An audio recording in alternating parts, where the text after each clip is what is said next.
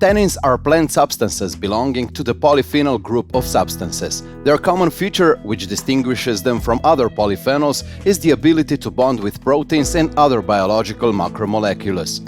The biological effects of tannins are associated with this ability to form complexes. Interactions can be reversible or irreversible. The type of reaction depends on the structure of tannin and the physiological conditions in which it takes place. Irreversible interactions cause the tanning effect, forming covalent bonds between proteins and tannins. The tanning effect is traditionally and in modern production exploited by the leather industry, where tannins are used to turn animal skin into leather. The astringent therapeutic effect is due to reversible reactions such as hydrophobic interactions and hydrogen bonds. The astringent effect is used to relieve inflammation of the oral cavity, against diarrhea and in hemorrhoids. On the skin, we achieve an anti-inflammatory effect and prevent sweating with the help of tannins. Tannins are very different in chemical structure. For this reason, they are divided into two large groups: hydrolyzable tannins, which include galotannins and allagotannins, and non-hydrolyzable or condensed tannins, which include catechin tannins. But there are also mixed tannins, for example, galocatechins, which are also hydrolyzable. Hydrolyzable tannins are less persistent in the presence of water, that is, in wet herbal drugs, especially in basic and acidic pH.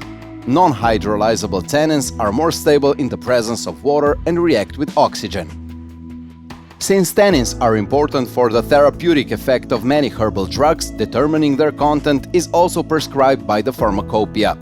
The analytical procedure is described in section 2.8.14, Tannins in Herbal Drugs. Details of the procedure, such as the weight of the herbal drug used, differ from one drug to another and are therefore given in the monographs of each herbal drug. We will determine the tannins content of the herbal drug by first extracting tannins with hot water. Other hot water-soluble substances such as non-tannin phenols and non-phenolic substances will also be extracted. The sample will then be divided into two parts. In one part of the sample, we will directly measure the content of total phenolic substances, that is, the sum of the tannin and non-tannin phenol content. The measurement will be carried out by measuring absorbance after adding phosphomolybdenum reagent that reacts with all phenols to produce a blue complex. Skin powder will be added to the second part of the sample. This is dried animal skin ground into powder. The skin powder will bind tannins, which will be removed along with the skin powder when filtered. Using the same reagent as for the first sample, we will measure the content of the phenols that did not bind to the skin powder, that is, non-tannin phenols. The tannin phenol content will then be calculated as the difference between the two measurements. We will use a phosphomolybdenum reagent, also referred to as Folin-Chocoteau reagent or industrial FC reagent. If we would prepare it ourselves, the process would be: dissolve 100 g of sodium tungstenate and 25 g sodium molybdate in 700 ml of water R. Add 100 ml of hydrochloric acid and 50 ml of phosphoric acid. The mixture is heated to boiling under reflux for 10 hours. Add 150 g of lithium sulfate, 50 ml of water and few drops of bromine.